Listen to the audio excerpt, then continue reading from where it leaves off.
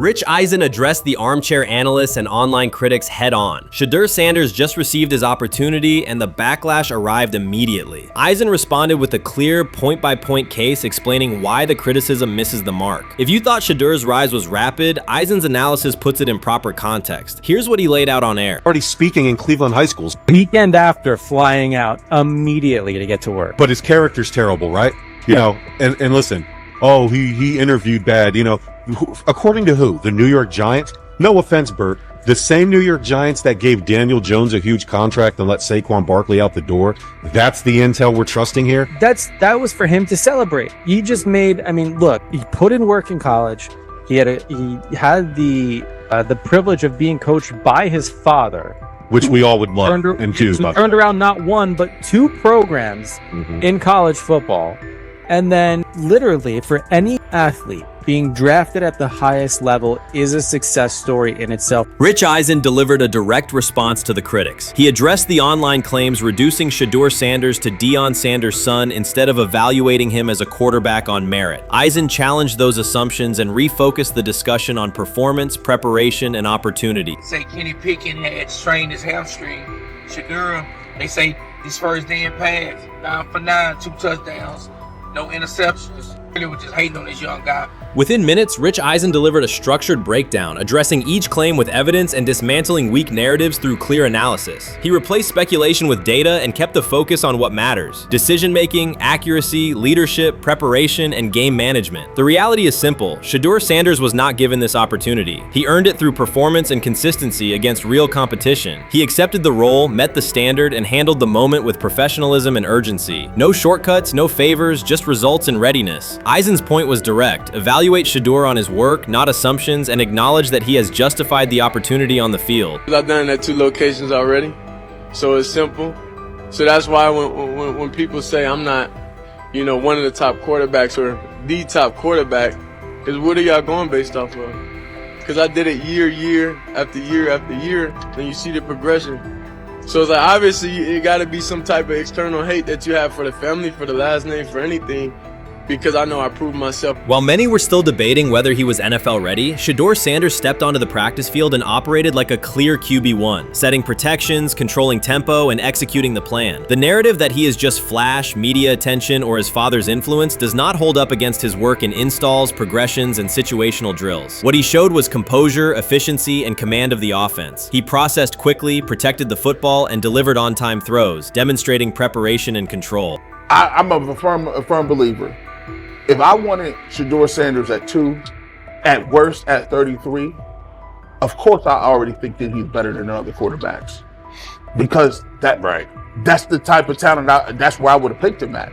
And if he was at 2 or 33, and he still had this same exact skill set, we would be talking about him starting and playing. Right. Well, there'd only be 3 quarterbacks. It'd be 3 quarterbacks, not 4. Yeah. But since he moved to the 5th round, that's cool. They might have to go along with it. But to me, I think if you ask who got the best tools, I'm going with Shedeur Sanders. From the first day of camp, he was not there to get by. He arrived to lead. There was no hesitation in installs, no lapses in fundamentals, just precise timing, clean footwork, and consistent velocity to every level of the field. He managed protections, controlled cadence, and delivered in situational work, showing command rather than learning on the fly. The approach was efficient and disciplined, with attention to detail and progressions and ball placement that reflected preparation, not improvisation. At the same time, Rich Eisen addressed the narrative directly and backed it with evidence. He laid out clips, context, and performance markers to cut through speculation. Eisen emphasized that Shedeur Sanders did not step into this moment because of publicity. He built toward it through sustained work, resilience, and results. The background, media readiness, high football IQ, and a professional approach was developed over years, not days, and it translated to immediate operational control of the offense. The resistance came from familiar places. Some in the traditional guard still framed mobile quarterbacks as limited and expected the nepotism label to define him. That view did not hold up against what was on the field: composure under pressure, secure decision-making, accurate throws into tight windows, and consistent execution in red zone and 2-minute sequences. Eisen's point was clear: evaluate Shedeur Sanders on performance and readiness. The evidence shows he earned the opportunity and is meeting the standard with accountability and consistency. Yeah, teams didn't draft him because they didn't think he was first-round talent. And the quote we played and that's on the screen, I think is flatly wrong. We all know this shouldn't have happened. Yes, it should have. It should have happened because this wasn't. Now, again, teams can be wrong. The league as a whole can be wrong. Hell, the Baltimore Ravens drafted a 25-year-old tight end before they drafted Lamar Jackson in the same draft. The die is not cast on who Shedeur Sanders. He stated it plainly. This is not a celebrity appearance. This is a quarterback with pocket presence, leadership, and decision-making that stands on its own. You either show it or you settle into a backup role. Shedeur Sanders is not auditioning. He is establishing himself as the starter. When the opportunity arrived, whether through injury, trade, or depth chart changes, Shedeur was prepared and delivered. He did not hesitate. He executed the offense and finished drives. As others tried to catch up to what they were seeing, Rich Eisen reinforced the same message he has been repeating: evaluate the work. Camp reports have been consistently positive, but the important shift is how the performance is being received. Casual attendees who came to observe left talking about Shedeur's command and poise. Detailed observers focused on his pre-snap reads, protection checks, and audibles, highlighting the mechanics, timing, and ball placement that support efficient, controlled play. The rumors have ended. The decision is public. Cleveland Browns owner Jimmy Haslam has informed every level of the organization that unless an unforeseen injury intervenes, Shedeur Sanders will start at quarterback in week 1. The announcement is not an informal suggestion or a quiet push in the background. It is a direct order. Multiple independent reports, amplified most visibly by Colin Cowherd, confirm that Haslam delivered the directive himself. From the owner's viewpoint, the logic is simple. No one else on the roster offers the same combination of talent, leadership, and long-term upside. Joe Flacco is approaching the twilight of his career. Kenny Pickett has shown flashes but remains inconsistent. Dylan Gabriel, taken in the 3rd round, is a developmental project. By contrast, Haslam believes Sanders can alter the franchise's trajectory immediately, and he refuses to allow internal hesitation to stall that possibility. The standoff traces back to April. General manager Andrew Berry and head coach Kevin Stefanski entered the draft wanting a low-profile prospect who would fit quietly into the existing depth chart. They prioritized scheme familiarity, modest public attention, and a clear developmental timeline. When the board lined up, they reached for Gabriel in round 3, reasoning that an early investment would justify keeping a rookie on ice behind the veterans. But Sanders continued to slide, first through day 2, then deep into round 5. Haslam watched the names come off the board, convinced the league's bias against Deion Sanders' outspoken son was obscuring legitimate first-round talent. When Cleveland's 5th-round pick arrived and Sanders was still available, Haslam intervened. He did more than approve the choice. He overrode the original plan, making it clear that the organization would select Sanders and give him every chance to compete. From that moment on, the Browns' internal narrative splintered into 2 camps: those ready to accelerate around their owner's vision, and those still trying to protect their original approach. Once rookie minicamp began, Sanders erased much of the speculation. He commanded huddles, processed coverages quickly, and delivered throws with anticipation that belied his draft slot. Teammates noted his willingness to accept blame for missed timing, then correct the error without dramatics. While Flacco and Pickett split most first-team reps, Sanders treated limited opportunities as full-speed auditions. During organized team activities, he identified blitz looks, redirected protections, and consistently found his second read when the primary route was covered. More than one defensive veteran told local reporters that Sanders looks like the best arm in the building. That assessment forced Berry and Stefanski to reevaluate their timetable. They could no longer label Sanders a long-term project without contradicting on-field evidence. Drafting Gabriel 2 rounds earlier had provided the staff an excuse to slow roll Sanders' ascent. Coaches could point to investment cost, meeting room familiarity, and installation comfort to justify Gabriel's snap share. Yet each practice rep in which Sanders outperformed the 3rd rounder weakened that shield. Behind closed doors, position coaches began requesting more Sanders film for cut-ups, and offensive assistants quietly shifted meeting questions toward concepts the rookie already executed well. By mid-June, Berry himself started describing Sanders not as a developmental asset, but as a competitive option. Those subtle linguistic changes signal the front office's recognition that the narrative had moved beyond their control. Haslam's history with quarterbacks is well documented. His pushes for Johnny Manziel, Baker Mayfield, and Deshaun Watson were high-visibility swings, each driven in part by a desire to generate excitement as well as wins. Critics highlight those choices to question his evaluation track record, yet Haslam perceives Sanders differently. Where Manziel carried off-field concerns, Sanders brings a reputation for professionalism. Where Mayfield's leadership style divided veterans, Sanders' approach has united receivers. receivers and linemen. Where Watson's trade involved unprecedented controversy, Sanders arrived at minimal draft cost. Haslam sees a rare chance to capture star potential without mortgaging the future, and he is unwilling to cede that upside to cautious pacing. Cleveland's supporters, weary of revolving door quarterbacks, have rallied around Sanders with unexpected speed. Sales of customized Sanders number 2 jerseys surged within days of rookie minicamp. Training camp ticket requests spiked once local media circulated videos of Sanders making NFL-caliber anticipation throws during 7-on-7 periods. The mood in Northeast Ohio has changed from tentative hope to active belief. Longtime season ticket holders who once shrugged at preseason storylines now debate Sanders' footwork at neighborhood barbecues. Social media engagement for Brown's content has climbed, driven by highlight compilations of the rookie threading seam passes between linebackers and safeties. All of this places Kevin Stefanski in a fragile position. If he opens week 1 with a veteran starter and the offense sputters, criticism will be swift. Each stalled drive will be interpreted as evidence that he ignored the owner's edict and the fan base's intuition. Conversely, if he names Sanders the starter solely under pressure, any early struggles could be framed as proof that Sanders was rushed, further exposing Stefanski to blame. The only sustainable solution is conviction. Either stand behind a veteran with clear strategic reasoning or embrace Sanders fully and structure the offense around his strengths. Splitting the difference, rotating series, delaying first-team reps, or using vague competition language will satisfy no one and likely jeopardize locker room clarity. Sanders' personal approach has reinforced Haslam's confidence. Instead of taking post-draft downtime, he traveled to Texas to train in full Browns gear at facilities near his father's home. The leaked clip of Sanders executing footwork drills in helmet and pads wasn't a marketing ploy. It was a glimpse into a quarterback visualizing Week 1 live. Team personnel who viewed the footage recognized purposeful rehearsal, cadence calls, pocket movement against simulated pressure, and follow-through adjustments based on imagined rush lanes. Observers asked why a rookie would conduct such intense solo sessions in May. The answer is straightforward. Sanders does not view himself as a developmental pick. He considers himself the starting quarterback of the Cleveland Browns and prepares accordingly.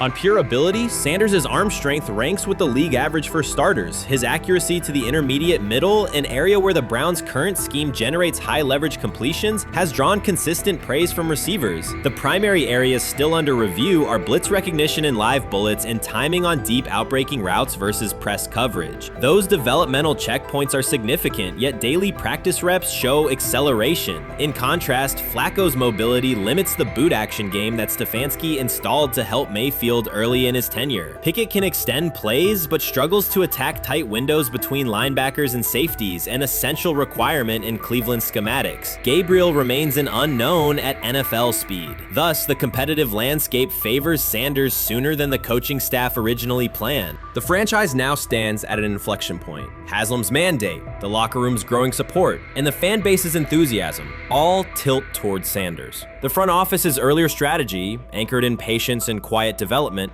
is increasingly untenable. Barry's shift in messaging indicates grudging alignment, but final authority over the depth chart rests with the coaching staff, unless ownership directly intervenes on game day decisions. A move rare but not unprecedented in the NFL. Should Stefanski align with the owner and name Sanders the starter before preseason concludes, he can claim proactive vision and tailor the offense through training camp. Should he resist and open with a veteran who falters, he risks rapid loss of credibility and possibly his position. Either path carries pressure, but only one aligns with the momentum sweeping through the building.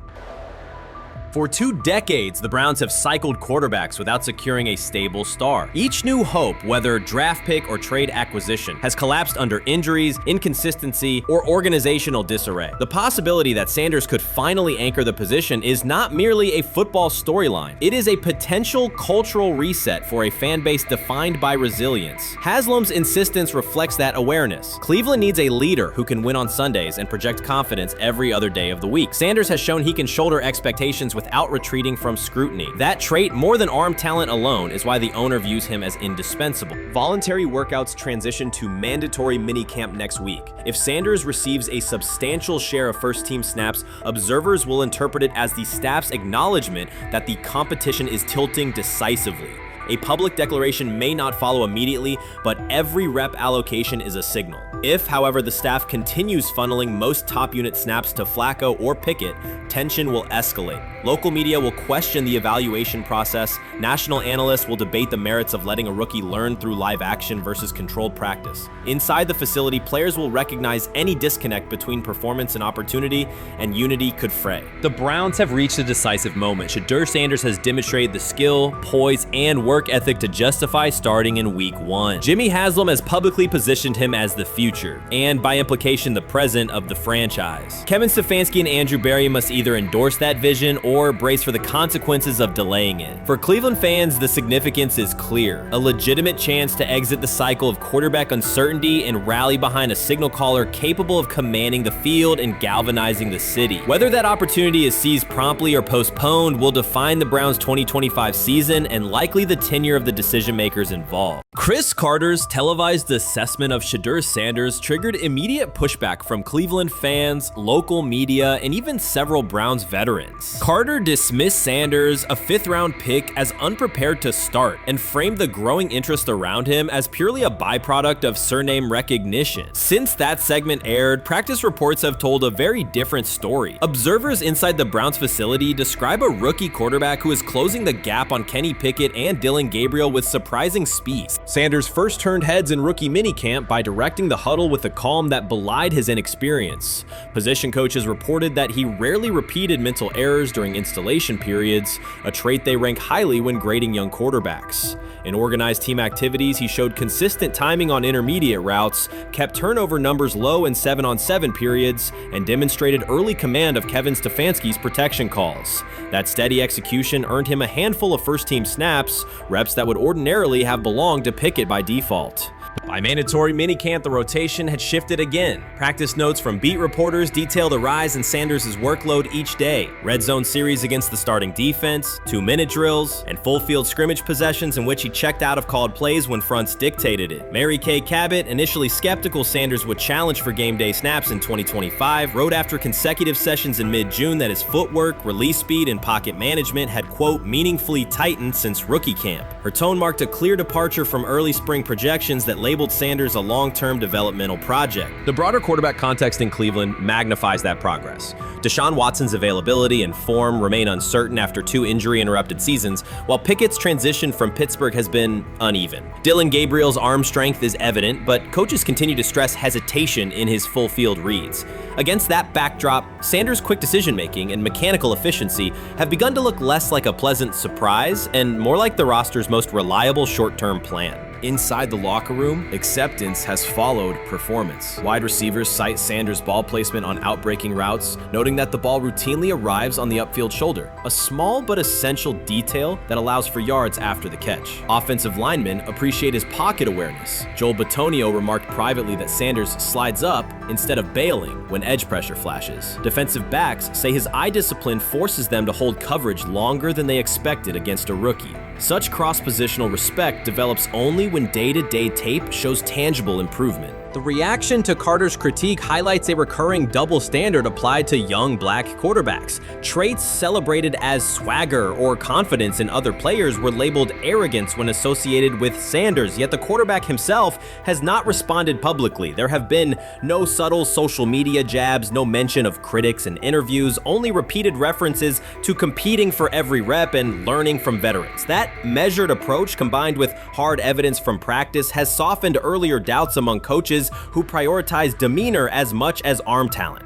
Within the coaching staff, the discussion now centers on readiness thresholds. Stefanski's scheme relies heavily on quick rhythm throws, defined reads, and disciplined pocket movement. Those requirements align with Sanders' strengths: a compact release, willingness to target the middle of the field, and instinctive timing on RPO concepts carried over from his college tape. Staffers reviewing cut-ups from joint practices note that his internal clock already approximates NFL speed, a metric they did not expect to see until mid-season at best. If that trajectory continues through preseason games, the Browns face a consequential decision. Starting a 5th-round rookie 6 weeks after training camp opens would unsettle salary cap assumptions, depth chart politics, and external perceptions of organizational stability. Yet the internal mandate remains clear: the most prepared quarterback will play. That standard places Sanders in genuine contention because every practice metric metric used to grade readiness, turnover ratio, red zone efficiency, third down conversion rate, has trended in his favor since early June. The organizational stakes are considerable. Cleveland has cycled through starting quarterbacks at a startling pace over the past decade, shifting from first-round investments like Baker Mayfield to high-cost gambles such as Watson,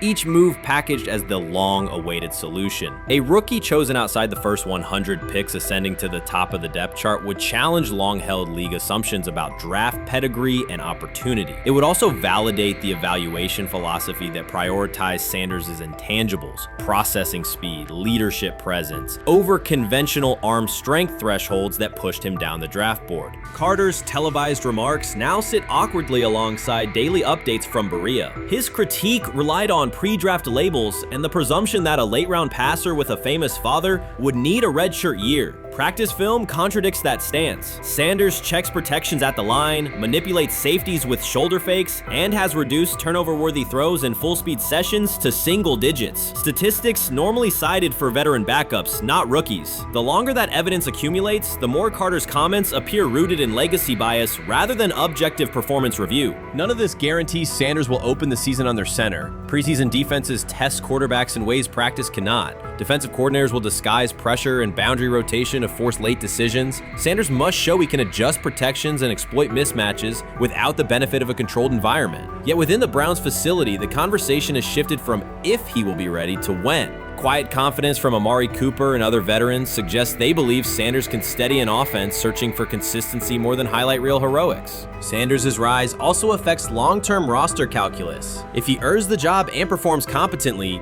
Cleveland gains starter-level production on a cost-controlled rookie contract, freeing cap space allocated to other positions. That scenario could reshape roster-building strategy in a division featuring Joe Burrow and Lamar Jackson, quarterbacks whose contracts consume significant percentages of team payroll. A capable, low-cost starter would allow the Browns to reinforce their offensive line and secondary while retaining core veterans, a competitive advantage few teams enjoy.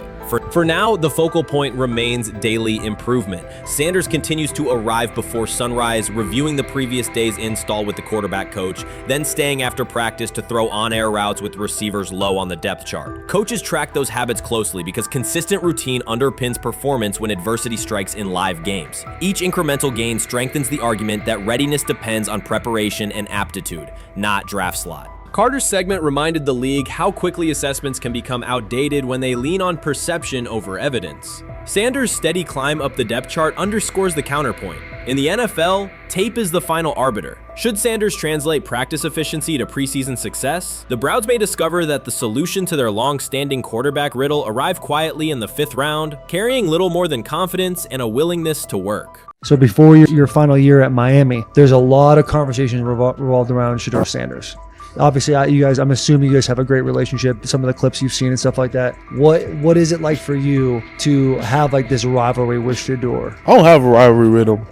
That's my boy. So at the end of the day, this whole process, we thought me and him were going to be 1 and 2 the whole time. Whether he's 1, I'm 2. Whether I'm 1, he's 2. And so that's just always been, our mindset. It didn't go that way. I thought he was one of the better quarterbacks in the draft as well, even throughout college. A lot of stuff out there on him ain't really, the truth, just because they spin it different ways. Like they spin stuff about me different ways. But I mean, when he gets his chance, become a starter, I know he's gonna make the most of it. And I'm ready to get back to work with him, after the season, talk some more stuff to him. Cam Ward directly challenged the uneven standards applied to Shedeur Sanders, calling them inconsistent and unfair. By insisting that performance, not politics, guide evaluation, he shifted the discussion from one player to a league-wide problem. Sanders' treatment now serves as a test of how the NFL supports and evaluates emerging quarterbacks.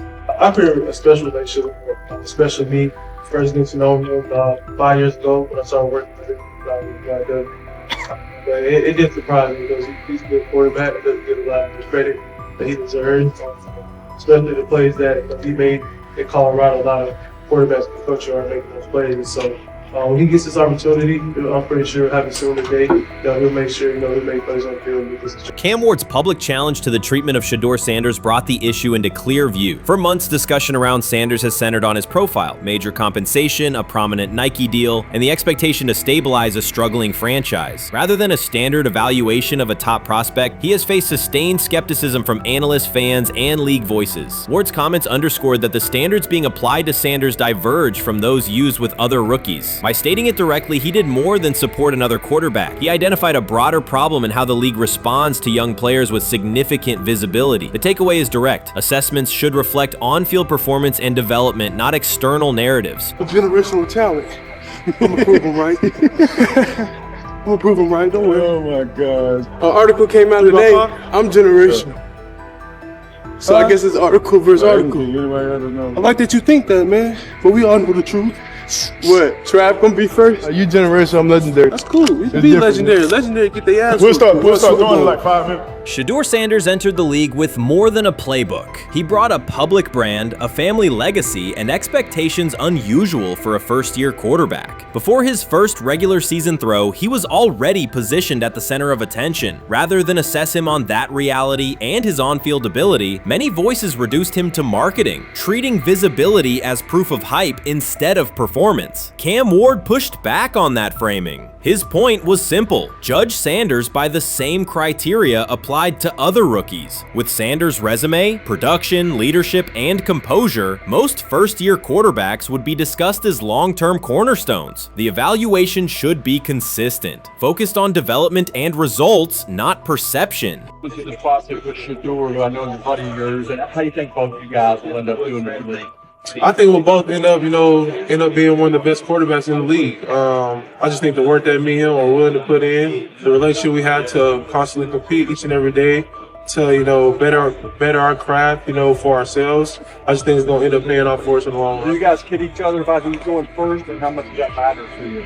Yeah, we play around, we joke around with it. Really don't mean nothing. The draft pick will never mean anything. At the end of the day, you got to show whether you can prove each and every Sunday. You can't just do it 1 year. Disrespect shows up in two patterns. First, Shedeur Sanders is repeatedly framed through his father, Deion Sanders, as if lineage erases his own work. Discussion drifts to pedigree instead of what the film shows. Second, his visibility is treated with suspicion. His audience reach, partnerships, and ability to lift ratings are labeled hype rather than recognized as value. Instead of acknowledging that he drives demand and expands the stage for his team, critics call it an unfair edge. The result is a skewed evaluation. Star power is held against him while on-field production gets pushed aside. The standard should be consistent. Assess the tape and the development, not the last name or the attention it brings. Well, Ward, we're microfact. Cam Ward's remarks went beyond defending Shedeur Sanders. They confronted how the league manages star power. The reality is simple. The NFL markets visibility, but resists it when a player doesn't follow the expected script. Rookies are supposed to be quiet, deferential, and grateful for limited leverage. Sanders arrived with leverage, brand reach, major endorsements, and confidence. And that presence was recast as entitlement. Instead of treating those factors as earned advantages, much of the commentary used them to diminish him. Ward called out that contradiction. The same influence the league sells to audiences is criticized when a young player exercises it. His point is a standards problem, not a personality dispute. Evaluate Sanders on his preparation, leadership, and results. Don't penalize him for having a platform or for using the leverage that the modern NFL itself helps create.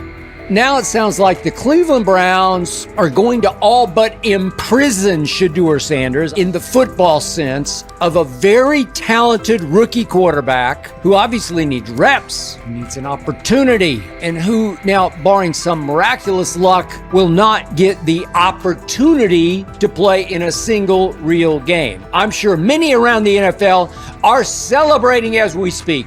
They are chuckling about this. Many in the NFL wanted to teach Shedeur and his daddy. Cleveland became the center of the conversation. With Shedeur Sanders attached to a major Nike partnership, the expectation was straightforward. He should be given real game reps. The Browns instead leaned on Joe Flacco as the default choice, treating stability as the safer path while sidelining a quarterback with clear cultural and commercial pull. Each week Sanders didn't see the field, scrutiny grew. Commentary questioned the value of his contract environment and relevance, and fan debate shifted from development to doubt. That wasn't measured evaluation. It was a delay framed as prudence that eroded confidence in the process. Cam Ward reset the terms of the debate. He pointed to an uneven standard. When veterans or other young players secure significant endorsements, it's considered smart business. When Sanders does it at scale, it's recast as ego or hype. Even the scope of his off-field agreements became ammunition against him rather than evidence of market demand. Ward's position is simple. Use one standard. Assess Sanders on preparation, decision-making, and progression, not on discomfort with his platform. Treat visibility as an asset, not a disqualifier. The issue isn't attitude or branding, it's the consistency of the evaluation. Ward called it directly. The treatment has been unequal, and it should be corrected by aligning opportunity with performance criteria. Fans need to recognize there's not a team in the league he'd start for. Not one. That's not ridiculous, that's not unfair, that's not a vast conspiracy. Shedeur Sanders fans are Angel Reese fans. They're just fair weather fans who don't really give a fuck about the sport. Most of them are just Dion fucking groupies that followed him when he went to fucking Colorado, just like Angel Reese's fans had never watched basketball prior to her playing at LSU, and they followed her to the WNBA and don't know shit about the sport.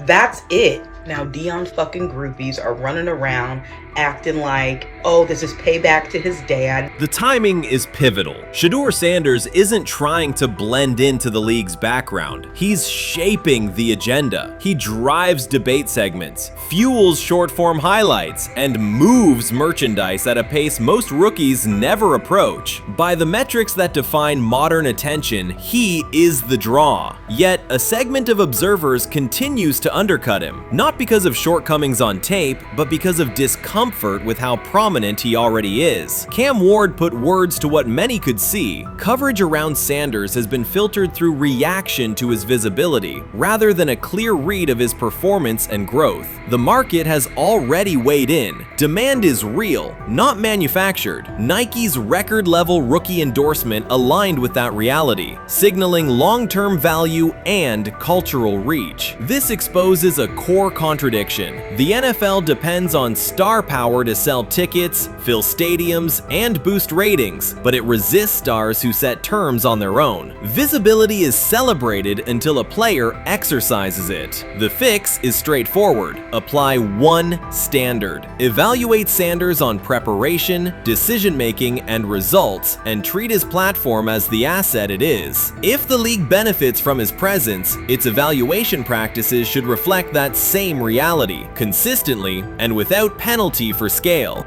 Shedeur Sanders does not depend on league promotion. He established his platform before the NFL and continues to expand it on his own terms. That autonomy challenges the status quo. Cam Ward's support was more than a defense of a teammate. It was a warning that if the league holds to outdated expectations, it risks falling behind the very players who drive audience attention and revenue. Claims that Sanders lacks real popularity ignore measurable facts. A large, active following, consistent merchandise demand, and sustained coverage across major outlets. Doubts about his standing as a quarterback overlook his college production and growth indicators. The pattern is familiar. Efforts to minimize him increase his reach. Each skeptical headline widens the spotlight, and each dismissive take creates more engagement. You cannot reduce a player built for visibility by arguing he should be less visible. The practical outcome is the opposite. Scrutiny becomes signal. Sanders is not merely enduring criticism, he is turning it into momentum, converting attention into leverage on and off the field. Grab hold of the starting job. Yes, but I don't think we're going to know which one until we get deep into August. Now, I think, we tracked the reps everybody was getting at practice throughout the OTAs and minicamp. But when you talk to people there, they just want to make sure everybody got what they needed. And that, Kenny Pickett, we find out if he has the goods to be the starter. Joe Flacco, they back him off a little bit. He's 40. He may not need as much. the rookies, Shedeur Sanders and Dylan Gabriel, what do they need to learn to make the transition from the college game to the pro game? That's what the spring was about for the Browns quarterbacks. Now, Shedeur Sanders has moved from social media celebrity to on-field standout, and ESPN now lists him among its first-team candidates. Reactions are split. Some fans are impressed while others are skeptical. Whether this reflects Deion Sanders' long-term strategy or simply Shedeur's rapid development, the story is drawing widespread attention. Here's a look at what led to this moment. They never planned on taking him. The problem is, like Ocho Cinco said, you got somebody that has endeared himself to the locker room. And guess what? The difference between him and Tim Tebow, the biggest one, is he can play. He can throw the ball. Tim Tebow running around being an H-back. He can throw the ball. And he's done everything he needs to do. He ain't saying nothing. He ain't rocking the boat. He ain't mad about the reps. He ain't mad about none of that. All the people out there want to see is this, like Tyver said earlier. We want to see what he can do with Jerry Jeudy. Online reactions are sharply divided. Some fans strongly support Sanders, while others argue he is overrated. Traditional analysts cite statistics and claim his recognition comes mainly from his father's name. Sanders supporters are actively celebrating his rise and already predicting a future NFL career. Sports media outlets have made his candidacy a central topic of debate. The discussion now extends beyond statistics and victories to include his marketability, public image, and on-field presence. Sorry, is Shedeur Sanders going to get a chance to win this job? Do you believe he gets a legit shot to win this job? Listen, I think, first of all, everything, the action's going to really start in training camp. Like, forget all the OTA stuff. You don't win a job in OTA. The real action starts in training camp. And just like Shedeur said, during the mini camp, when it's time to take your reps, you got to make the most of it. Because I think early on, there's going to be a lot.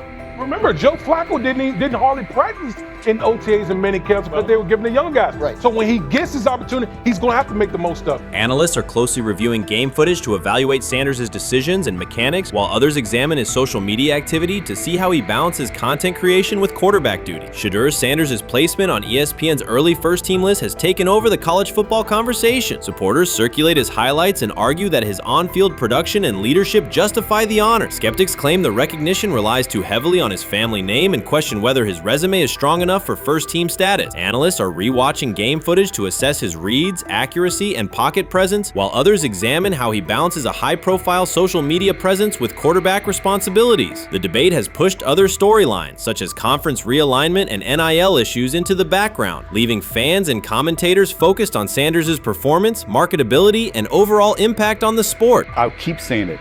I believe Shedeur Sanders should play more games than any other quarterback on this roster this year, because he's the only guy that I look at and say they might have something here. Because I'm telling you right now, they left night one of the draft saying we are taking our quarterback next year. So it's on Shedeur or Dylan or Kenny, probably not Joe, to change their mind. To change their mind. But you got to find out.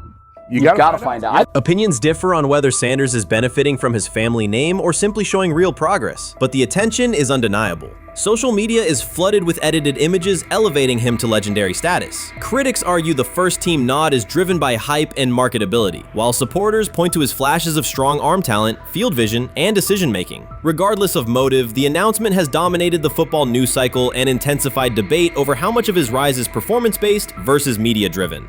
Highlight reels rarely show Sanders' turnovers, late-game mistakes, or inconsistent stretches. Being named to a first-team watch list suggests sustained dominance, something Sanders has displayed only in flashes. His selection appears driven as much by brand recognition and media appeal as by performance. ESPN's decision has intensified debate. Data-driven critics post statistics that question his resume, while passionate supporters predict awards and future NFL success. Commentators recall a time when first-team consideration required years of proven excellence. Yet many fans already see the announcement as confirmation that Sanders is on track for major college football honors. Shedeur Sanders has earned first-team reps when training camp commences later in July. I'm not saying like he's the first guy up when you do 11 on 11s, day 1, 2, 3, 4, 5 at training camp. I'm not necessarily saying that.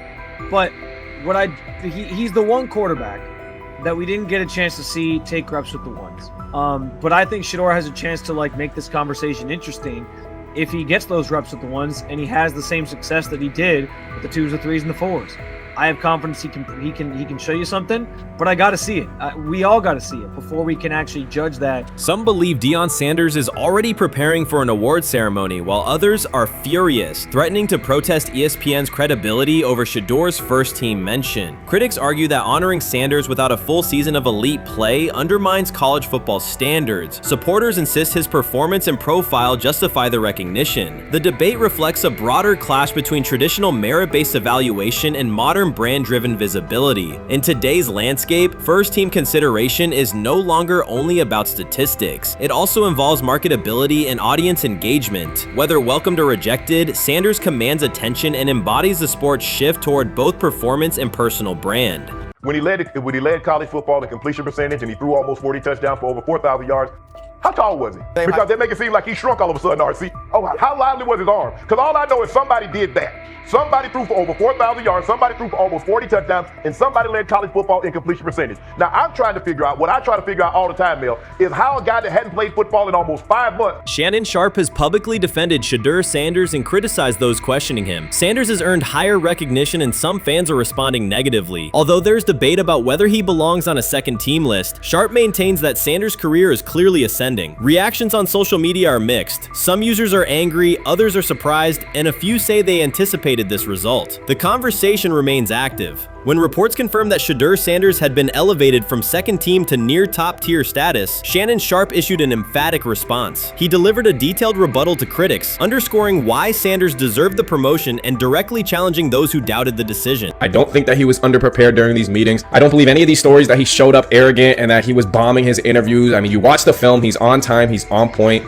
You watch his interviews, he answers like a 10-year NFL veteran. Like, he's clearly dominating OTAs. It's every single day there's a new report of how well he's doing for the Browns in OTAs. And I mean, you can say what you want, it's just OTAs. Okay, if that's your new narrative, then he's doing exactly what he needs to be doing. He's on point, he's on time, he's getting the respect of his teammates, and he's making plays. So we're gonna see years down the line, something's gonna come out that I don't know what exactly it was, but something will come out. Critics have been waiting for an opportunity to dismiss Sanders. They labeled him overrated, accused him of benefiting from nepotism, and claimed his profile came only from his last name and polished image. Within their own echo chamber, they cited every game in which he fell short of huge passing numbers as validation of their doubts. Since Sanders has begun receiving formal recognition, criticism has escalated. A wave of self-appointed analysts is dissecting his throwing mechanics and team role, and many online commentators now argue that his promotion reflects deeper problems within the sport. Shannon Sharpe rejected each criticism directed at Shedeur Sanders. During the broadcast, he turned a routine segment into a detailed examination, acting as presenter, interrogator, and fact-checker. Sharpe walked viewers through game film, season statistics, and scouting reports to show why Sanders merited his recent promotion.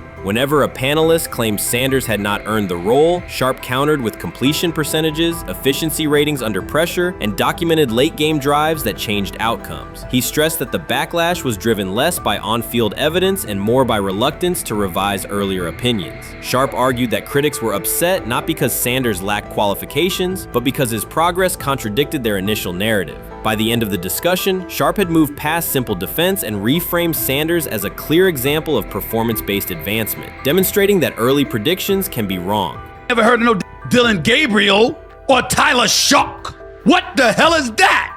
So how is Shedeur Sanders going behind them? I'll tell you how. Collusion. 4 different times they passed on him. How the hell does that happen? 4 rounds. It doesn't happen to a quarterback. We've never seen anything like this before. Shedeur Sanders with the watch. Shedeur Sanders with his bravado. Shedeur Sanders with this supposed arrogance or whatever. Shedeur Sanders' advancement did not happen by chance. While detractors questioned his resume online, he continued to prepare, attend every practice, and deliver accurate throws under pressure. The contrast between his output and the complaints directed at him has been stark. Some critics even argued the selection committee was, quote, biased toward performance, as if rewarding strong play were improper. Rumors quickly followed. Certain commentators speculated that a public relations push from the Sanders family must have influenced voters, suggesting everything from coordinated media strategies to alleged favors for coaches. None of these theories addresses the basic point. Sanders earned his promotion through consistent production, poise in the pocket, precise ball placement, and efficient decision-making. Shannon Sharpe highlighted these facts during his response. He noted that Sanders' performance performance metrics justify the recognition and emphasize that resistance to the move stems more from prior prejudice than from substantive evaluation. For Sharp, the goal was clear: present the data, challenge unfounded claims, and correct the narrative. The discussion, therefore, became a broader statement about acknowledging merit and abandoning outdated assumption. Colin Cowherd defend college basketball coaches who have gotten a DUI, come to their defense and say they didn't need to be fired, that they deserve a second chance. But Shedeur Sanders drives 40 miles over the speed limit, gets a one-on-one ticket, and Colin Cowherd comes on his show today and says he's out on Shedeur Sanders. He's seen enough. He can't support him anymore. He can't be in the Shedeur Sanders camp because of the speeding ticket. Shannon Sharpe addressed commentators who portray constant doubt as expertise. Those who discount strong performances with "we'll see," but declare bust after a single mistake. He noted their belief that progress only counts if an athlete visibly struggles. Sharpe's response was methodical rather than emotional. He presented evidence, cited statistics, and calmly refuted each claim. Following his remarks, several critics began revising or deleting earlier posts, recasting themselves as longtime supporters of Shedeur Sanders despite having questioned him for months. Sharpe insists on accountability, naming specific individuals and dates while requesting public acknowledgement of prior errors. He argues that analysts cannot spend months undermining a player's potential and then quietly adopt a supportive stance once the athlete succeeds. These are serious, big-time, top-of-the-line playmakers that they have. If you can go 45 to 42 in the fourth quarter because your quarterback set the school record with 510 yards passing.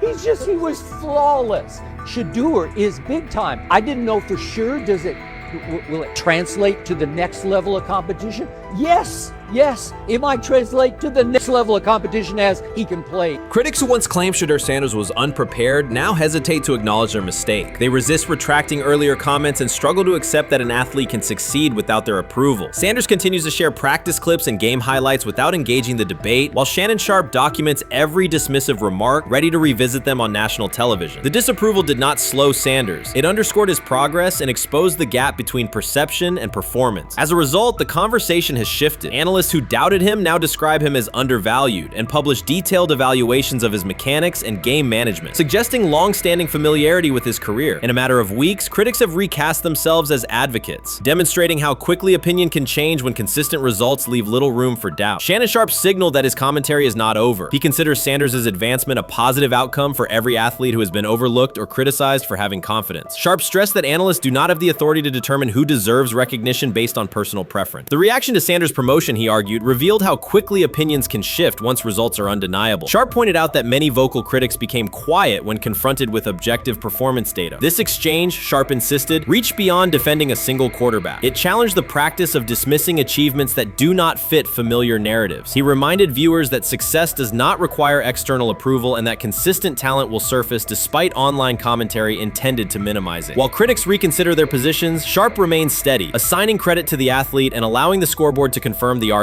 In his view, the statistics speak clearly enough. Sharpe also emphasized that the intensity of the backlash must be placed in context. College football is a volatile environment where unexpected outcomes are common. Therefore, declaring failure based on incomplete evidence only weakens the credibility of sports analysis. The discussion underscored the need for measured evaluation rather than reactive judgment. Dak Jackson and him and everybody else that we talked to have said that Shedeur looks good. He looks really good. He looks better. And we got Zach that say Dylan Gabriel ain't even an NFL quarterback. It's true. So how is it that this man can't get a rep with the ones, but that non-NFL quarterback can? We all what agree with sense that. does that make? Some observers now claim that recognizing Shedeur Sanders' strong performance undermines football's traditional standards, even though they previously argued he received coverage only because of his father. Faced with Sanders' current statistics, those critics are searching for explanations that fit their earlier narrative. The data have always been clear. Their earlier objections ignored that fact. Shannon Sharpe is openly highlighting this reversal, comparing past negative remarks with Sanders' recent 400-yard games to demonstrate the gap between criticism and evidence. Sharpe did not force these commentators to backtrack. He simply displayed their earlier claims alongside Sanders' results, allowing the contrast to speak for itself. How you feeling? I'm getting there. You see what I got on, right? That's why I was asking how you help for it. Yeah, I'm getting there. See? Brian, what did they have to do? I had blood clots. Okay. And they amputated, you know. But I work with it. Man. Yeah, I'm amputated. So I get that work done a couple times a day. Keep the blood circulating, blood flowing, but it's a new normal. And the best thing about here, we have a whole medical team on the second floor. Right. We have a whole medical floor, which is great. Deion Sanders is shaken, this time not by a hit on the field. In a sudden turn, Ryan Clark has uncovered a serious plot affecting Shedeur Sanders' NFL draft status, and the disclosure is reverberating across the sports community. What once looked like a simple scheduling delay may actually be a calculated effort to undermine Deion's son. The facts suggest intentional sabotage, a breach of trust, and repercussions that could be far-reaching. This is no routine football headline. It is personal, and Coach Prime did not see it coming. The sports world loves to celebrate underdogs, yet it often takes even greater pleasure in tearing down rising stars. Deion Sanders is witnessing that cycle now, not from the sidelines as Coach Prime, but as a father. The lights in Boulder remain bright, the cameras keep rolling, and Sanders still wears his gold watches, sunglasses, and natural swagger. Still, behind that familiar smile is a man carrying deep pain as criticism aimed at his son mounts daily. How much of that is opening press conference saying, okay, we are family, saying that he was sent to do certain things? Do you feel like people got attached to that, or it just was the fact that prime time is at Jackson State? It's prime time. If my son plays cornerback, I want him to be around, in my opinion, the best cornerback ever to touch the field. That's right. If my son played DN, I'd have to talk to you and tell me who's coaching the DNs. That's but right. I was sending my son to play for prime. His pain does not come from critics or losses, but from watching his son, Shedeur Sanders, get pulled into a system where politics outweigh performance. By every metric, arm strength, accuracy, field vision, Shedeur belonged in the top 3 of any NFL mock draft. Defensive coordinators who tried to unsettle him know he never flinches. He owns the unteachable leadership trait that turns strong prospects into franchise cornerstones. Then the narrative shifted. Draft boards that once placed him 2nd or 3rd slid him to 5th, then 12th, and eventually out of the 1st round on some lists. Analysts grew cautious, executives became vague, the statistics stayed strong, and the game film still proved his ability, yet the buzz evaporated. The abrupt silence felt deliberate and wrong. Former NFL safety and respected analyst Ryan Clark then delivered an unfiltered disclosure, not on a scheduled TV segment, but in an unscripted comment. He stated plainly that influential figures inside the league were not overlooking Shedeur Sanders. They were actively holding him back. The motive, Clark said, was political, and the real target was Deion Sanders, Hall of Famer, architect of Jackson State's resurgence, and the coach who turned a 1-11 Colorado program into a national headline. Deion's refusal to conform, wearing sunglasses indoors, dancing with players, speaking candidly, challenged an establishment that favors predictable images and rehearsed statements. According to Clark, that resistance to tradition was not forgotten. When Shedeur displayed the same mix of talent and confidence, concern spread through front offices and media circles. Questions about leadership style and attitude surfaced. Coded language for discomfort with a quarterback who mirrors his outspoken father. Clark's point was clear.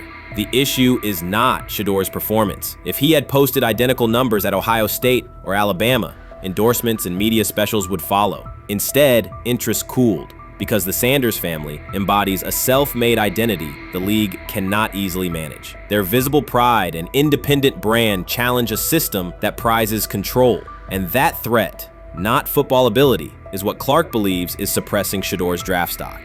While much of the NFL community attended the ESPYs in Los Angeles, Shedeur Sanders spent the day in Cleveland with families recovering from a residential explosion. He did not seek cameras or a red carpet appearance. He chose to be present in a neighborhood working through loss. Weeks earlier, an explosion at the Rainbow Terrace Apartments in the Garden Valley neighborhood displaced more than 100 residents. Local officials reported that 42 families were left without housing. A father suffered burns over most of his body and remained in a coma. His 2 young children were hospitalized in critical condition. The damage extended beyond structures. Families lost possessions, stability, and routine. Cleveland City Council member Richard A. Starr described the moment as a family fighting for its future. Outside of local reporting, national attention was limited. Sanders decided to go to the site, meet residents, and help organize a day focused on relief and connection. The decision drew questions almost immediately. Some asked why he was not at the ESPYs, others questioned his motives. Sanders did not respond with counter-arguments. He explained simply that he felt an obligation to be present and that he would act on that conviction. This was not a team-scheduled appearance. He promoted the gathering himself, arrived without ceremony, and spent the day with residents. His approach emphasized listening, participation, and time.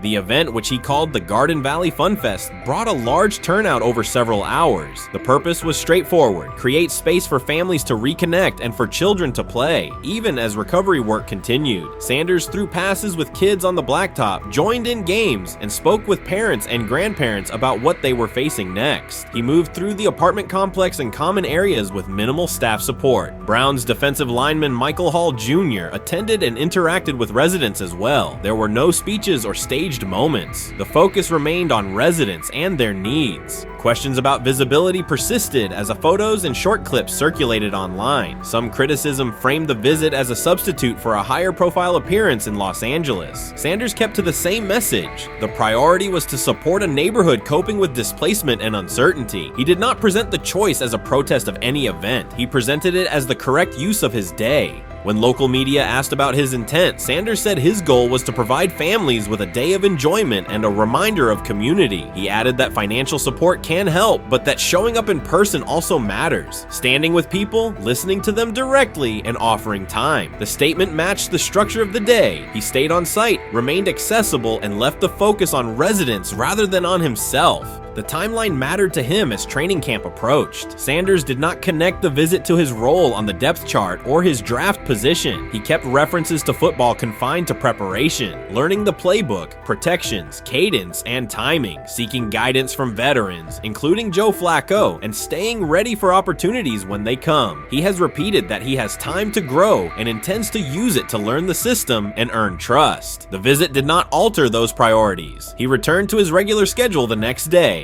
Since arriving in Cleveland, Sanders has treated community work as part of his responsibilities. Before his jersey went on sale, he visited schools, including John Marshall High School, speaking with students about goals, accountability, and effort. He set public objectives confidently, such as long-term aspirations for the franchise, but paired them with routine work in the building, meetings in stall, film, and on-field reps. The day at Rainbow Terrace fit that pattern. Identify a need, show up, contribute, and avoid unnecessary attention. For residents, the Fun Fest provided a brief reprieve from ongoing challenges: housing transitions, school logistics, medical appointments, and the paperwork that follows an emergency. For teammates and staff who observed, it was an example of a rookie investing time locally without seeking a headline. For Sanders, it reinforced how he plans to operate in Cleveland: be consistent, be present, and let actions speak. The setting at Rainbow Terrace underscored the scale of recovery ahead.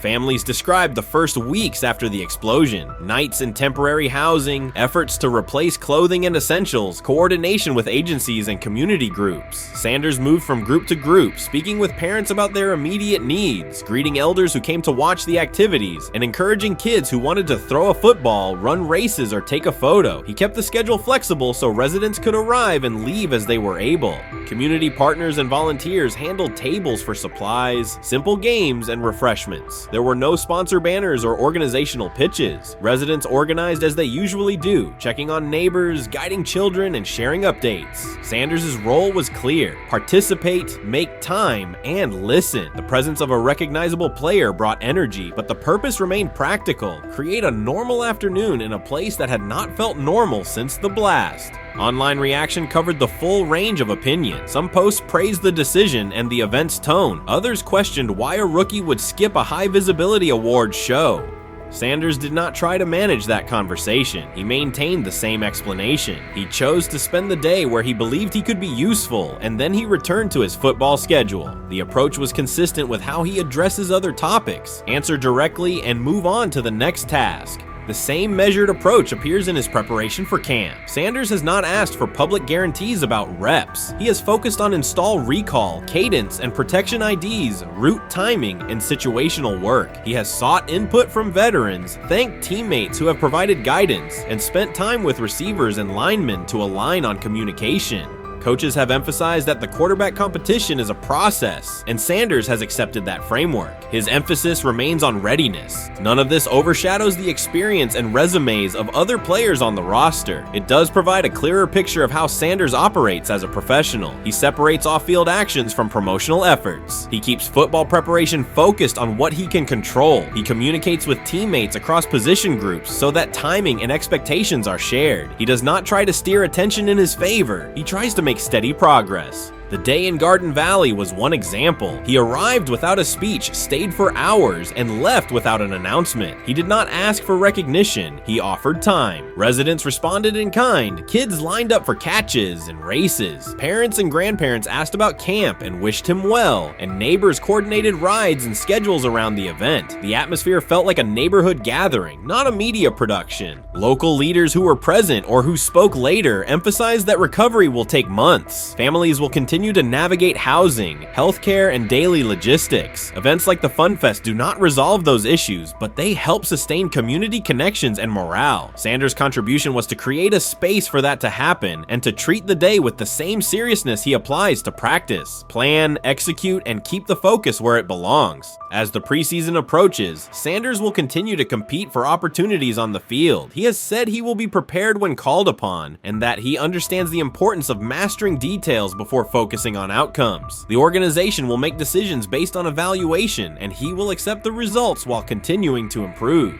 The off-field choices will remain consistent, identify needs in the city where he lives, and contribute in direct, practical ways. The core elements are simple. A neighborhood suffered a significant loss. Residents faced immediate and ongoing challenges. A rookie quarterback chose to spend a day there, without a press conference, without a schedule of talking points, and participate in a community-led event designed to give families a break and remind children that play still has a place. He provided presence, not a headline. He listened more than he spoke. He returned to work the next day. In a league and media environment that often prioritize visibility, Sanders made a different choice. He kept attention on people, not optics. He placed value on time spent in person rather than on appearances. He continued to build trust in the locker room and in the city through steady conduct rather than declarations. That approach, measured, direct, and consistent, will shape how he is viewed in Cleveland as much as any public statement could. The outcome of his football career will be decided on the field by installations learned, reads made, throws delivered, and games played. The outcome of his role in the community will be measured by smaller, quieter moments. Afternoons like the Fun Fest, school visits, and unannounced stops where listening matters more than being seen. For Cleveland residents at Rainbow Terrace, the takeaway from that day was straightforward. Someone who represents their team showed up, stayed, and participated without fanfare. For Sanders, it was the same. Do the work in front of you, whether that is a practice period or a neighborhood event, and keep the focus on the people who are affected most. The 2025 NFL Draft was expected to be Shedeur Sanders' moment. Many projected him as a top 10 talent and a headline quarterback in one of the most discussed college football storylines in years. Instead of walking across the stage on the first night, he waited through 3 days without a call. There was no celebration, only silence. When the phone finally rang at pick no 144 in the 5th round, it was the Cleveland Browns. With that selection, the financial outlook changed dramatically. The Sanders family believes this was not a typical draft slide, but the result of coordinated action. They are pursuing a $100 million lawsuit alleging collusion across parts of the league.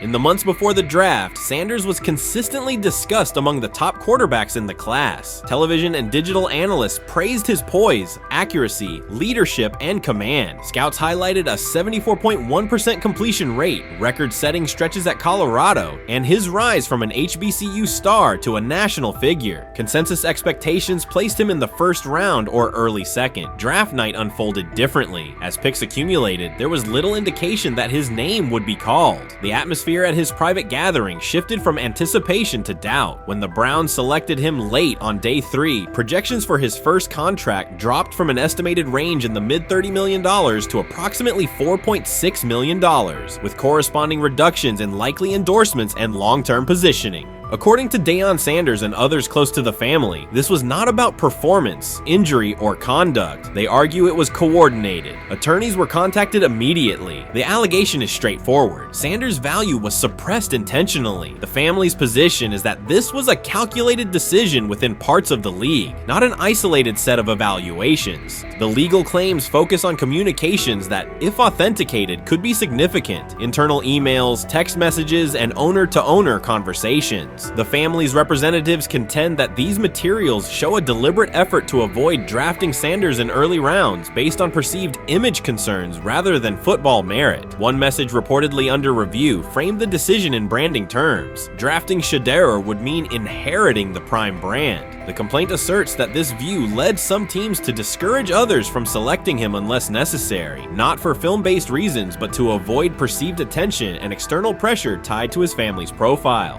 A related thread involves speculation about team fit and willingness to play for certain franchises. Past public comments by Deion Sanders were interpreted by some as signals of an Eli Manning scenario. The family's view is that these were strategic statements, not ultimatums. They argue that rather than engage in discussion, teams chose a passive approach, no direct rebuttal, reduced contact, and a collective reluctance to invest a premium pick. If phone records and written communications corroborate coordination, these items could become central exhibits. Media tone shifted as the draft neared. Coverage that had emphasized production and leadership began highlighting intangibles, interviews, and perceived coachability. Anonymous sourcing appeared in multiple outlets, with claims that Sanders skipped combine drills out of arrogance, bristled at film critique, or told one club, "Maybe I'm not the guy for you," after a tense session. A widely cited line, "Nobody wants a celebrity backup quarterback," was voiced by Colin Cowherd and circulated as shorthand for risk.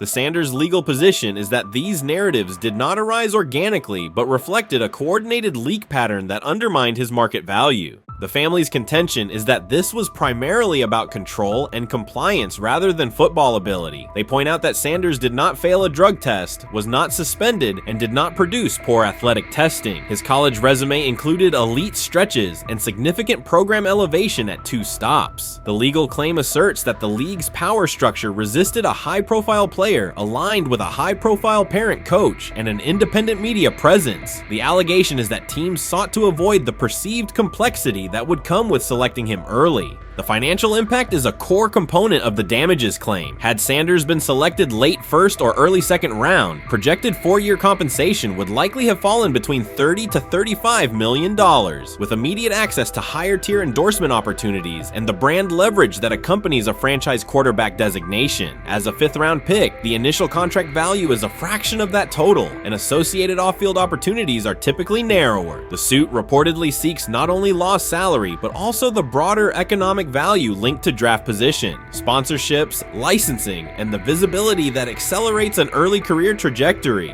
The filing's scope, as described by sources close to the family, extends beyond the league office. It may involve media outlets, scouting firms, and specific executives if discovery shows coordination or materially false statements that affected value. The argument is that the draft slide harmed not only Shedeur, but also the broader Sanders brand, affecting perceptions of Deion Sanders as a recruiter, coach, and public figure. The family's view is that narrative construction around brand risk and celebrity backup produced a measurable economic and reputational loss. If a court authorizes discovery, the process would likely compel emails, internal draft notes, and message archives from teams and third-party intermediaries. Subpoenas could be served on media organizations for sourcing records related to anonymous quotes. That level of transparency would be unusual and could reveal how information flows during pre-draft periods. The legal theory moves beyond a single player's evaluation to the draft's integrity, whether owners or executives acted in concert to reduce a prospect's value for reasons unrelated to football performance. The league has not publicly addressed these specific allegations. Background comments from executives characterize the claims as overreach. The family's camp maintains they have documentation sufficient to proceed. The comparison points referenced by observers include Deflategate, Spygate, and the Colin Kaepernick grievance, not because the facts are the same, but because of the potential scope, policies, practices, and the balance of power between the league and individuals challenging its processes. Another dimension of the dispute involves how the NFL perceives Deion Sanders, Coach Prime, and the autonomy he promotes. He built a large media footprint around his programs at Jackson State and Colorado, elevated his players' profiles, and spoke openly about fit and leverage. The family contends that this visibility, combined with statements about preferred destinations, triggered resistance. The complaint frames the response as a preference for compliance and predictability over independent branding and public negotiation.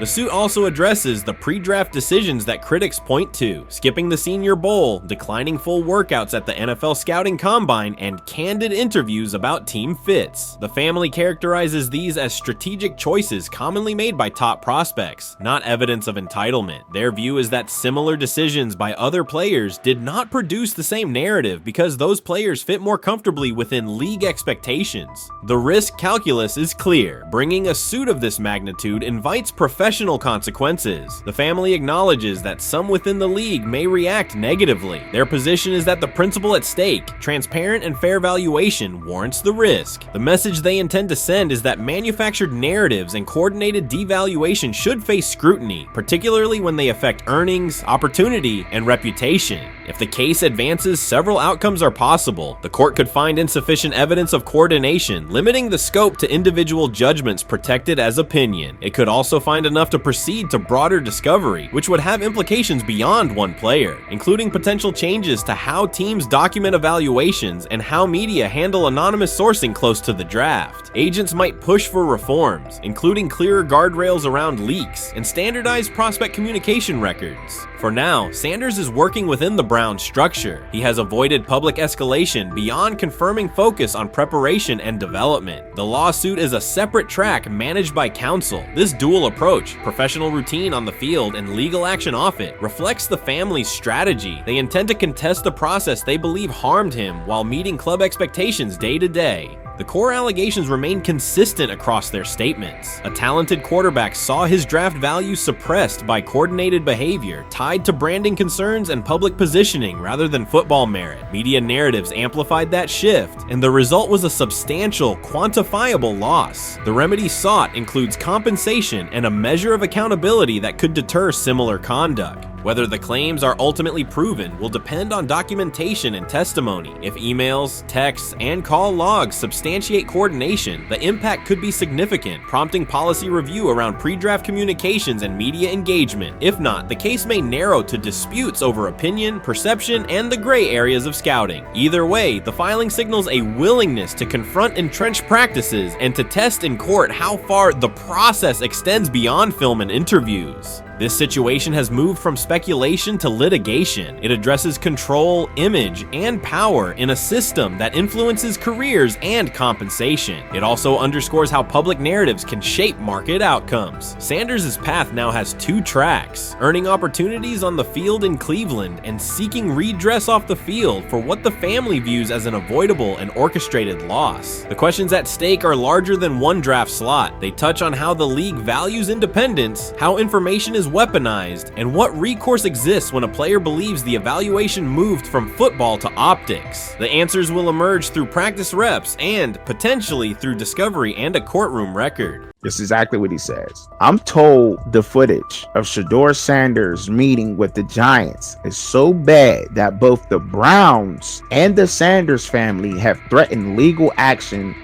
if it is published. The New York Giants have released audio from their draft interview with Shedeur Sanders, and the disclosure has drawn intense public reaction. Fans want to know whether Sanders made critical remarks and why the Giants shared material that should have remained confidential. This situation revolves around an open microphone, contentious comments, and the broader implications of the league. The New York Giants published a brief, edited segment from their interview with Shedeur Sanders and withheld the remaining footage. Observers are debating whether this was a strategic public relations decision or an attempt to discredit him. The team has offered no additional explanation, and many fans view the limited release as inadequate and potentially misleading. They are demanding full transparency and accusing the organization of orchestrating a negative narrative. While criticism of Sanders is vocal, his supporters are responding with equal intensity. There was another team that he sat down with. What do you mean it didn't go well after that? So, he was pissed that they did that to him. They did that to him. He counter-confronted the them. same thing they do to every other quarterback prospect. They did that to him. They slide in a mistake to see if you catch it.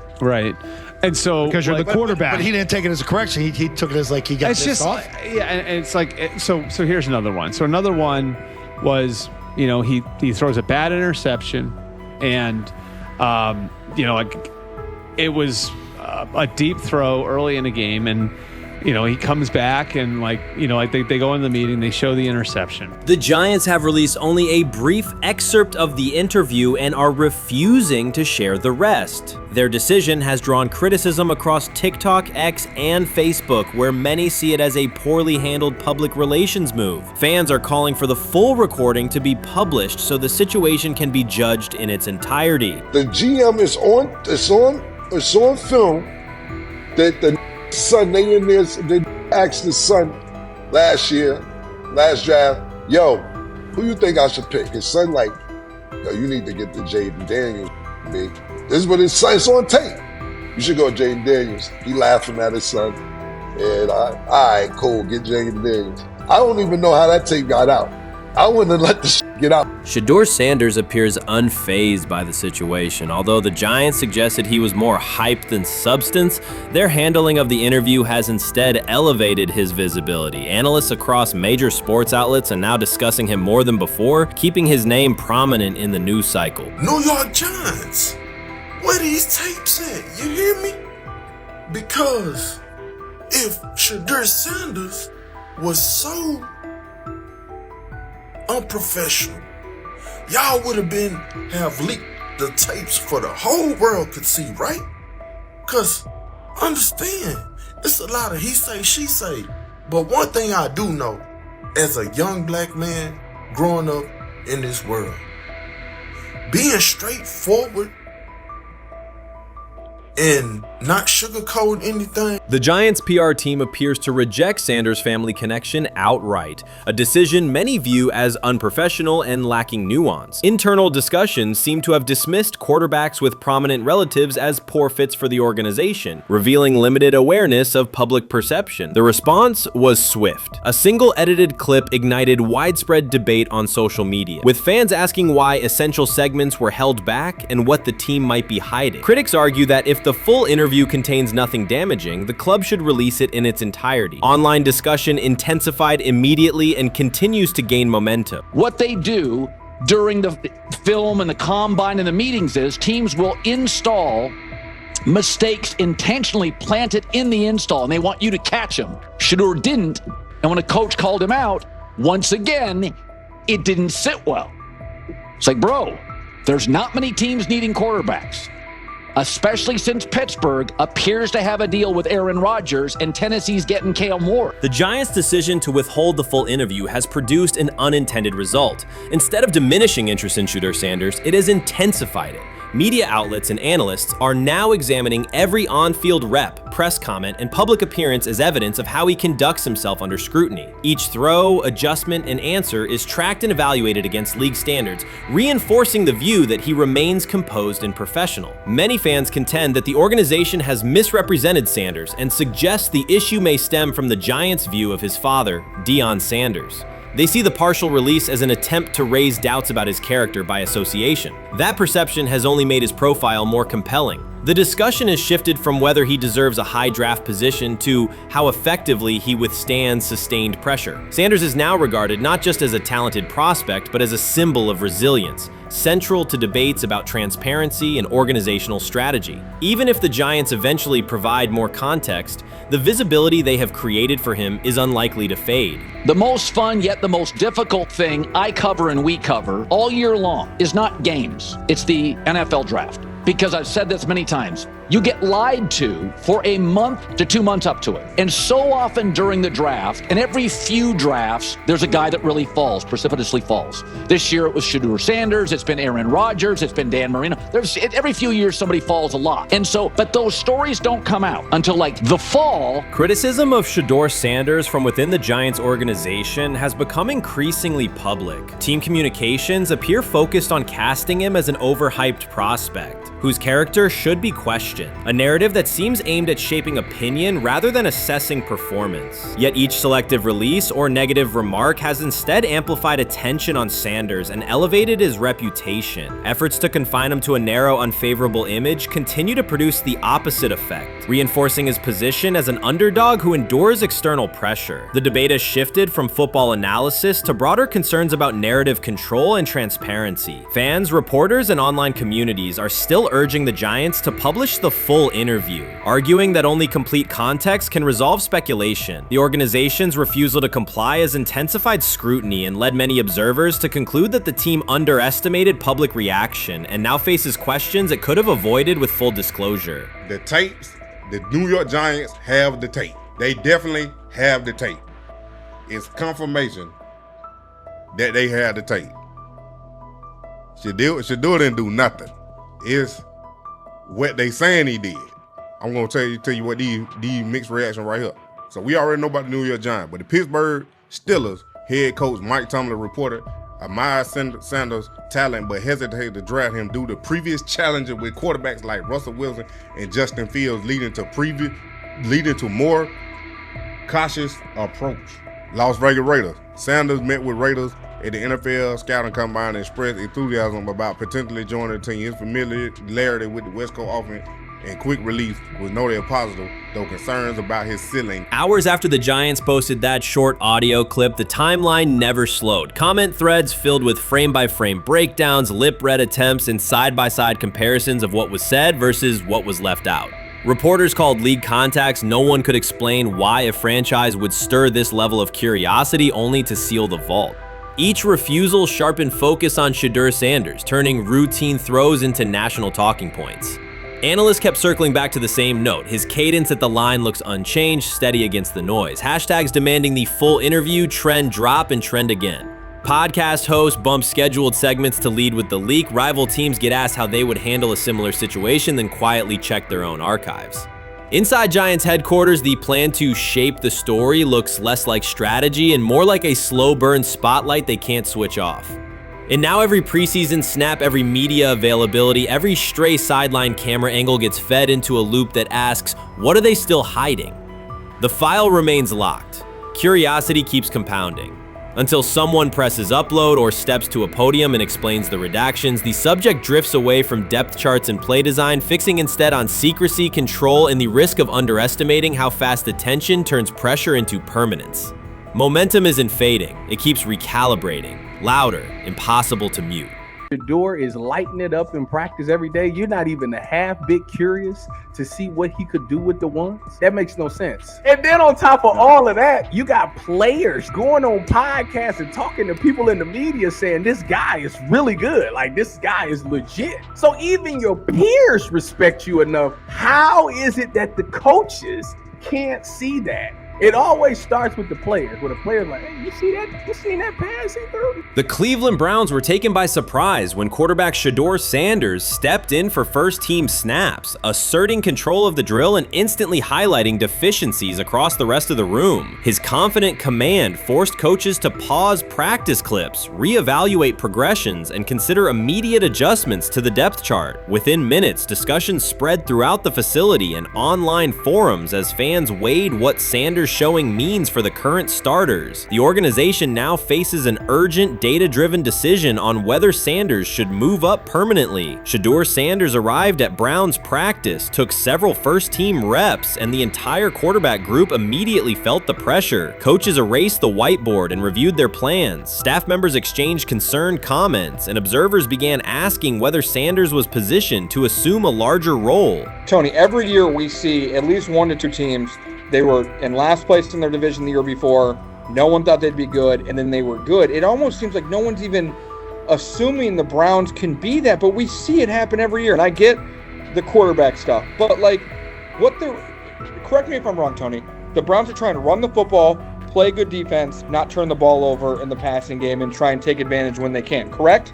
That's what they're trying to do.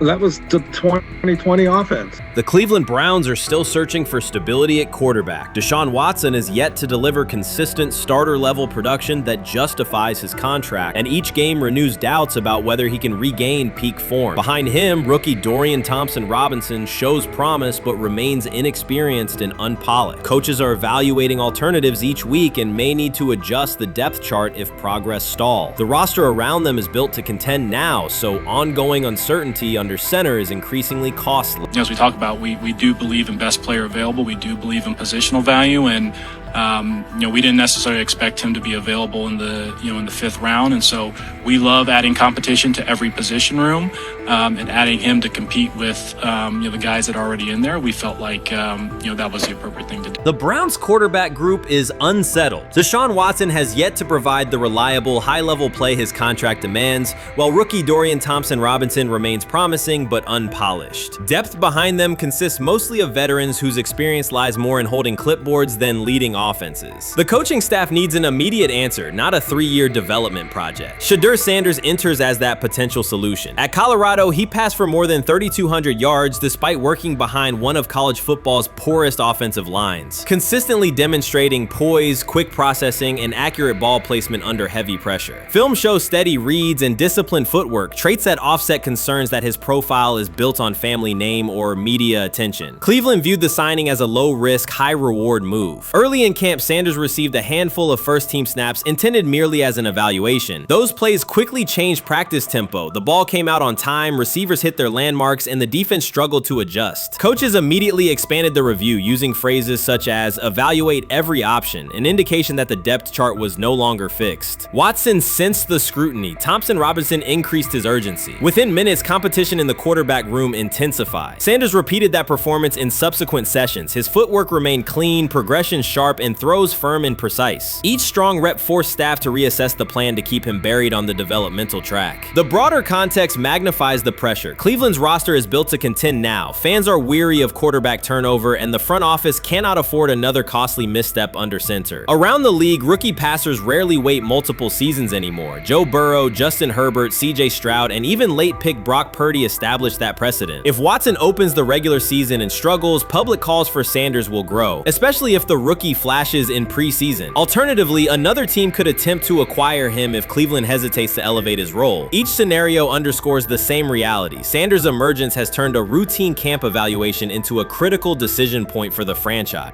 And we saw Dillon Gabriel go 11-on-11 with the first team, Shedeur Sanders go 11-on-11 with the second unit. So that was really the big wrinkle today. Yes, and of course, it was the first time that we have seen Shedeur Sanders get any of those coveted 11-on-11 reps. Of course, again, it wasn't with the first team offense or against the first team defense, but it's progress. And that means that he's going in the right direction, that the arrow is pointing up. He's coming up the learning curve. So that's good for him.